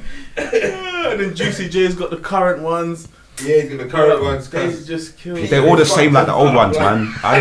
Nah, man, I watched up to. Do you know why I think Bone Thugs won? Because I watched it up to like what I would do a versus at. So I watched it up to 10 tracks each. You get me? And Bone Thugs probably won like 7-3 or something. They didn't win none. Bro. Yeah, all the tunes I knew is the ones that I just watched the highlights on that one. I didn't really take it. That's the ones they won, innit? The ones Big Bowl and Biggie B. You talking about, man? Doggish bone. And they was like, you sing just like back in the day. You're so disrespectful. This lad. Hey, let's move on, man. You're taking a piss, man. That was nostalgic. Don't diss it, fam. I felt that, fam. It was. I felt that shit. There was some disrespect. She's a normal person. You know them ones, normal woman. They drawed for her, like, bring her back, like. They got a stool and little more crackheads. No, but he got backlash after that, man. He shouldn't have done that, man. He's a big man. He should have known better than that, man. I know you get into character, but come on, fam. Remember, you still probably got like daughters and females around. You know I didn't rate it. I'm just saying it's ratchet. He had to say it. You get me? People get ratchet when they start losing. He could have said something else. You know what I'm saying? You could have still dissed it, but in the next way. You get me? Because these are the people we watched. Like, you know what I mean? Yeah. And now we're just seeing them in a different space in their life. Fucked.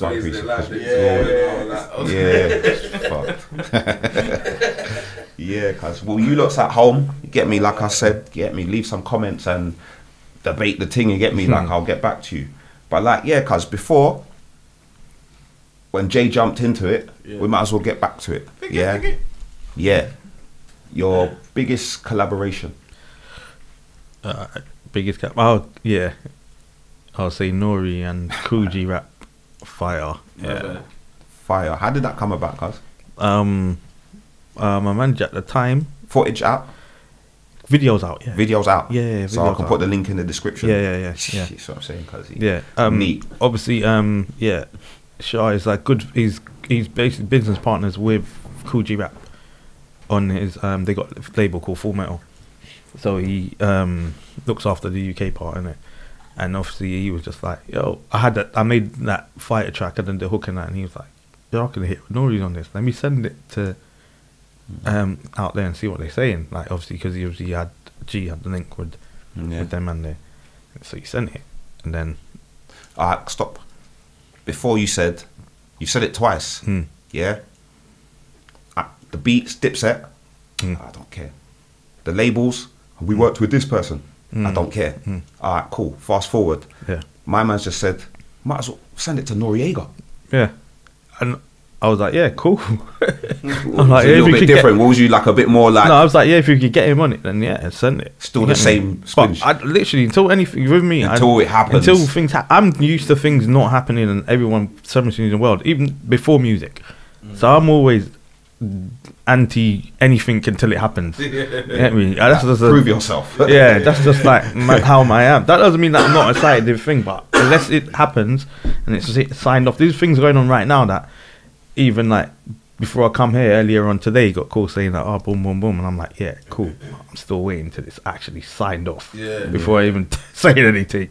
You get me? I've just always been like that. So it's like until it comes back, even though I know Shah is usually he doesn't mess about in it. He's like, if something's gonna happen, like if they're being long, that's why probably we get along so good because you're both the same. We don't care who it is. If you're acting like a dickhead, then fuck them, innit? So when you were saying like, boom, let me see, I can get it done. So I'm like, I know that there's a high chance that he can. Get me, get it to them. Yeah, or at least get it to them and let them hear it and see if it happens. If it don't happen, we did as much as we can to make it happen, but till it comes back, I'm like, cool. You get me? Like, so yeah, it was Red Skull. It was a Red Skull beat, and I just took it and the FIGHTE. Oh, got to be a fighter when we got, and then he had it. And so I was like, oh, I can actually hit. And I think it's probably like what you said with that kind of like tempo thing. What? He's like, he's like, yo, I can hear him one day. So he sent it over to him, and then they did the verse. It was taking a bit long at first, and then it came back. But then when man went to New York, man bought them there and did the video and that. So then after then man's talking with them properly and he was like, yo, so if it taking long with the thing, but he was like, obviously he's got enough stuff going on and that. He's like, oh, he's in the studio one time, he played it and he's with the man them in there, and he was like, then I listened to it and I was like, oh, he's got in it. But he was like, he said, oh, this is what I do. He just tests it, plays it. Like he's got his man them, not no artists on that, and his man them on his road man them, and they usually just tell him straight, like that shit, don't go on that. He said he played it. They was just, he didn't tell them, no, this is a feature I'm supposed to jump on. It's like, what do you think of this? They was like, yo, he's going in still. He's like, they didn't even know he was from England. They were just like, so you were going in. So he said, oh yeah, because I wrote something, and then when I listened to it back, I was like, no, I need to do it properly. You know what I mean? Because he was feeling the tune. So and then when we was in America, Kool Rap come and put his verse on it. Come to the studio, and man, obviously, like you say, man's rolling with them not a lot because obviously the Full Metal thing and him and Shah are tight. You get me? And then gone out there, been with them and that. And then it's mad because, like I said, this guy, like he's Nas and them man, there's favorite rapper. So it's like people that said they're the best rapper, their best rapper thinks he's the best rapper. Oh, you get me? He started that gangster thing. Like he's come in the studio, and he's doing it for years, and he's just like, yo, I heard your verse and they gave me the spot to write. You get me? Like, boom. So it's like, oh, like, man, little man from over here can do that to legends. Like, man knows, get me the feeling of music. Like, big squinch, what are you talking about? So I'll say that's a big collabo for me. You know what I mean? Like, you got Kool Rap and then Nore on the track. Yeah, man's gonna put you get me? Definitely. You can keep up with that. You get me? Because, like, so let me check my local archive still. What we got for them? Alright, so cuz, what would you say is your because it's gonna vary, we know this, your top 5 then golden era times, because it probably would change now. Some people don't, but a lot of people change it up in it, you know what I'm saying? So what was your top 5 then? What artists? UK. In from when? From 25? To when? Yeah, from 2.5 to like 2.15. You know what I'm saying? 16, 17. Even you know them times. Yeah. Top 5, you know, that's hard to say. No, but you must have had people that you thought, you know what, when they drop it, I want to hear what they're spitting. You know what I'm saying, innit? Yeah. That's where we get the names. You know what happens when I ask this question? We hear names of people that I think, oh shit, let's holler at him to come on the show. Yeah. You get me? Because man forgot about that name, or that name ain't popped up because, do you get me? Yeah. I'm not gonna say top 5. I'm just gonna name 5 because I probably would miss something. I'm trying to go back in my brain and be like, what was man listening to of the UK back then? Obviously, man was listening to like PDC, SMS, Mike GLC, even North Star. Then had Mashtown and that as well. Who else was there? So I'm saying, I know that there's a couple other 1 or 2 that were doing their thing as well that might not have put out so much music, but they were hard. Yeah, you know what I mean, that's the people. And I know that I'm gonna come off here and then be like, shit, my man, but it's like on the spot kind of thing. So I'm just trying to go through the default. But those ones are the ones that man was kind of, because that with them was man kind of like, oh, these guys are like us, but just in another part of yeah. Even like, was it Slash and that? Yeah, from B6 Birmingham. Yeah. Those are the kind of ones. Who was the members of that? There was a lot of them. Individual names, but I've met them a couple of times, but I can't remember. Wasn't that like who Toolman linked up and that? Toolman with them as well, yeah. With Zimbo and Toolman linked up Zimbo and that, yeah. Zimbo and Starlight. Grinch. Toolman is the one that linked me up with these lot. Yeah, I know. Toolman. Big up Toolman, man. Big up Toolman, innit? I can't not say that, you know? Yeah, Toolman linked one up, yeah. Early days, Kalashnikov, Chong Fam. I feel like we're talking about 2004 onwards. Obviously, I heard of them, but I was like, I heard them man there, but I thought they were all right. But man took to that because I relate to this much more because they live in the sack. It's like you're saying, we've all got mutual friends that we didn't even know or family members because it's like boom, like it's the same kind of like lifestyle man was in at that time 100%. And things. So I would say. I was just that, not saying, because obviously man heard Rodney P and it's like the man there was like, yeah, they're good still, but it's like it was a different feeling. You get to respect the Rodney P's and the Skinny Mans and the Kalashnikovs when you actually get into rap. When you're in, to realise, oh shit, like, the man was doing. Before you're not even into it, like when you actually try and get in, they were doing stuff, but we wasn't paying attention. No, you know what I'm saying? We wasn't fully paying attention. I'm more saying, like, we knew 1 or 2 songs. We knew who they was. We're not disrespecting them. We knew who they was. When you get into it, you will learn. We wasn't. It's when you start rapping and then you do your research. That's what I'm saying. Like, because we think at times, man probably thought we was the first rappers. You know them ones like, we're the first rappers, but really, no, what you talking about? Like, there's Bear Man that's doing, like, they go and do shows. What you talking about? They've done shit on TV. Yeah, if you don't, you're just fucking rapping in. Do you know what I'm saying, guys? So then when you do research, that's when you find out about the Kalashnikovs, plus the channel U's. And the reason why you have to mention certain people, because they had tunes that stood out in the time where it was garage, like dominated. Yeah. My man had Murder. Like Murder. That Murder tune. That tune was like, it kind of caught people in a way where it didn't. British rap didn't catch. You're talking about, man. That's a word for word. That's like one of them ones like Biggie and Juicy or something. You know, like certain songs that come on and then you just rap the whole thing. That's one of them ones. Murder. When that comes on, I can't rap it now. Even the beat got reused, people use the beat, you know what I mean? Like, it was one of them, like, the tune stood out. Because I don't think, as much as I know that, like, Talking the Hardest, that there was another one. It was another one that opened doors. But I think a lot of people don't realise, like, forget that Murder kind of made people even want Channel U. It was one of the ones that Channel U wasn't really, like, had videos back to back at the time with hip hop. You know what I mean? It wasn't really back to back with hip hop, but they had that tune on there, and I remember that. Chung Fam was on there as well. Chung Fam was, they had a couple Memory Lane. Yeah. Memory Lane. That tune was, that's what I'm saying. Chung Fam. Down Memory. Yeah, that tune was hard still. They had their at that time. They were spitting. Yeah, but that's what I said. Like that period of Channel U, but that Murder tune out of a lot of tunes that, aside from what the other guys that we noticed, it made. I feel like again, it doesn't get enough credit for how much noise it made. In terms of making people that didn't really listen to UK rap start putting their ear towards it now. Do you know what I mean? And start, because it was fully in English accent. Because you remember a lot of people were still rapping in American accents early days as well. You know what I mean? Times, yeah, most definitely. All right, So let's take it to now. Now. Yeah. UK. Yeah.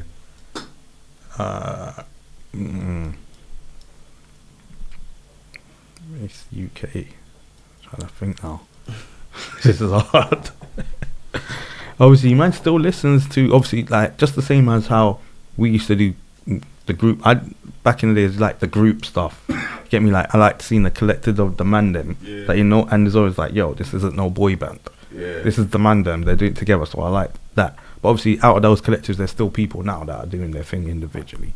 You get me? Like, obviously, Judge is still doing his thing and that. You get me? So, and obviously, he's originally PDC and that. With the new youths, I like Digger D. Yeah, he's alright still. Who else is there? Well, the maddest thing is I do like music sessions with young people and they always just coming to me with some new person I can't even remember. Yeah, they're like, yo, this one, that one. And I'm like, oh, they're screwing me. They're showing me stuff, and I'm like, oh, okay, he's alright. That one's alright. Was it Quang? Is it Quang? Yeah, Quang Face. Yeah, Quang Face. He's alright. It's got a couple of good tunes though. Peckham, innit? Yeah, somewhere over south. Like, is it Peckham? Yeah. I'm trying to think of the new ones that man hears a bit of their stuff, but this is the hardest part. Yeah. How many have I given you so far? Digger D, Twang. Obviously, still. To be honest, I still listen to the old school stuff. So you can still put them in. Yeah, I still listen to the old stuff, man. That's what I only gave you old two stuff because never some people always keep that person they're in there forever. You get me? And then there's some people that just like, that's the old school. Yeah. We've got the new school now. You know what I'm saying? Yeah. So and that's the kind of music that I try. That I make you like. Kind of make it like. If you liked it then, you're more or less gonna like it now, kind of thing. Yeah. That's man's always been man's man's kind of warped in that. I still listen to the new stuff, like it's like check it just out, like I still try listen to the new dancehall artists like Alkaline and Certain Man and that, but man's still Bounty Killer. Yeah. I'm waiting for his album to drop. Singing Kingston. Yeah, like, you get me, man. Listen to Popcorn and all them that, but. When I'm going, I try to listen to new stuff, but I just end up going back to the old stuff. So that's why it's so hard for me to like pick out names and say. We got to that age where we used to see what our parents did. Yeah, they used to listen to all the 70s tunes and really like. Yeah. That we're at that stage now. We're listening to our time. Like, kind of hard. It's hard for us to. Yeah, so that's why it's a bit techie, but yeah, there's a lot of people doing stuff, and there's a lot of people that shouldn't be doing this stuff. This with everything, innit? Like you said, it's like. Preference. Another one that you brought in that I forgot to mention, A-Star. Oh yeah. That was GEKO showed us A-Star. Yeah. That mean so we like he showed us A-Star. I feel like that style again. It's just being picked. It's just again. Where's he from? Liverpool. Liverpool. Yeah. He had a little crew as well. It's just being picked up even more. Again, what was it? Star Nines. So it was hot. Was it Ado and Ardo? Ado was one of them. Another one of them rapped, and one kind of like sing rapped. They were a good little trio as well. But obviously, like at that time, I think the other two wasn't really doing that. Was like kind of doing music as much, but A-Star was. Yeah. And it was GEKO that was like, yo, this guy's up. To be honest, GEKO showed my bare people. Yeah. He showed me about Bugsy Malone, and this is before anything. He was like, yo, this guy, da. I was like, oh, okay. I was asking him like, who's doing stuff around you? Like, who you listening to and up there? And he showed me Bugsy Malone. Obviously he's the young. You get me, like the young, what do you call it, Scrappy Doo. So he's like out there, So he used to show man bare things back then. So you always got to keep the youngers around you, innit? If you're really gonna keep the do this thing going, they're gonna be out there finding out things. You get me? Because you know what, I would have because of what you said earlier. I'm gonna give you this question. I don't even normally do this, but being that you said that you wanted to more be like a label owner, you know, like, so this would be something good for you. So let's say you're down at your label, and what would you say is USG's biggest song? USG's biggest song? Yeah, like all, you know, like a few of the members on it, you know, like that's. Alright, Block Life is a big track. Block Life, okay, that's on. Block Life, when we went to Canada, we had to perform that about 4 times on one show. So cool. That's a big one. Man will even put the link to the description. There's another one that when I was in Scotland, I did the show Hand on Your Gun. Okay. It's got Left and Menace on it. RIP left before we forget. You know what I'm saying? Most definitely. So let's take Block Life. Yeah. You're about to do a remix to that. Yeah. You got your budget. Yeah. You need 3 artists to bring that song to life. It can be anyone from the UK. It could be from the past. It can be from the future. Okay. Who's gonna bring that song to life? Three people. Yeah. And remember, even though we want to make it glossy and sell, we still want to listen to it in 10 years and say, shit, that's the... You know them ones? You see, like when Snoop did and Dre did Still. You know, like they did the first one and then they still DR. You know the ones? Like the second one's a good 10 years later, but it's still like... When they performed that the other day, it sounded like that's the hit. Do you get what I'm saying? So we want that effect. UK artists, new UK artists as well? It doesn't matter. You could draw for the old school. You could have said someone like, I don't know, Page or something called. Do you know what I'm saying, cuz? Oh, that's a good question. Is that the first time you asked that question? You said. Well, I used to ask it on one. Yeah. But like, I heard what you said, so I thought, you know what? Let me like. I've probably put Gigs on it. Good choice. Yeah, Gigs. He usually gets mentioned though, innit? Come on, you want it to be listened to, innit? So yeah. And he's gonna give you that. Yeah. 2 more, yeah? Yeah, 2 more. 2 more UK artists that you put on that. Gigs, probably Diggity, yeah. And one more. Because you know what it is, I'm listening to the beat in my head to see actually who would actually go on it. Because you might want someone on it, but that might be the right track for them to be on. If you were doing it, this is how you would probably be processing the thing. Yeah, that's how we'd be doing it. Yeah, it's like there's a lot of people that you might want to get on a track, but if it's not the right track, it's not the right track, innit? You get me? So, Gigs, the probably someone like J Hustle, something. Okay. Okay. He's got a different bounce. Yeah. He's one of my favourite new school. Yeah. Yeah, he's good still. I forgot about him, yeah. Alright. You lot, you know what to do. You know what I'm saying? Like, is this track gonna get listened to in 10 years? Is this a good decision? You get me? Let me know. Alright, well, cuz, you know what? I feel like we you know what I'm saying? This was a good one. Amazing. This was a really good one. So I'm gonna end it off. Squingy as well, you know, exclusive. Yeah, man. It's got bare gems in this one. You know that, fam. This is a back and forth one. So like, yeah, I'm gonna end it off with what's new, what's next. Okay. And I know you're a man that keeps things close anyway, so I don't know what you're gonna tell us, but like, I know something's going on. Yeah, there's a few things going on. Like I said, I just don't like speaking on things till they actually happen. But yeah, there's a few things out of music as well, not just in music. Obviously, gonna be putting out stuff, but once things settle down, I'm gonna be looking for some new young artists to just help and get out there, and you know. So we might actually even hear that. Yeah. Block Life remix. Yeah, still. You know where you heard it, like, you get me? Cold, cuz part of the culture and all them things. You know what I'm saying? Like, pushing narratives and all that. What are you talking about, cuz? Yeah, that's cold. Yeah, so go on, continue, cuz. Yeah, so that's man. Oh, music wise, like you said, innit? Like, just like, what do you call it, mentoring. Not mentoring, but like, just find some youngers that feel they got potential but might just need a little guidance, little push. Yeah. Because even in how we used to do stuff back in the days, even like the internet. I always say we're in the second era of the internet. So how we used to do stuff back then to promote and all that, it's changed now. It's changed there, don't it? Yeah, so you can't even use. They might not even be able to use everything we used back then. Now can't just put your mixtape out, mate. Can't just put it out like that, mate. What are you talking about? Like, and everyone's gonna listen to it. It doesn't work like that now. There's people out here getting millions of views and stuff, and you know, hurt your feelings. At the same time as like saying helping them, don't be helping. You get me? You still learn off of them as well. I always like listening to my. Get me like younger cousins and that, and they got new avenues and new ways and new little strategies and TikToks and put this hashtag for you and all this. They know the little cheat codes and stuff. You know what I'm saying? So you got to keep your ear to the street with these young'uns. Yeah, man. So yeah, that's Quick request before you wrap it up. Yeah. Hunt and Squingy collaborations. We got that, man. We got that already. We got that already. We got a tune done, but we didn't mention that once. Like you say, because that got put out. Was it on that play? The last thing I put out was called "Play Your Position." Play Your Position. Like 9 tracks. What you doing? Tune's hard. A 9-track tune's hard. What you talking little about? Album thing. There you go. Now I see. Tune's hard, brother. Yeah, you can still do another one. You know what I mean? Yeah, because it's his last shit. When you hear the track, you're gonna say, "Wow, how comes I ain't heard this track?" Yeah, no, 100%. I still listen to the tune and that. It's hard.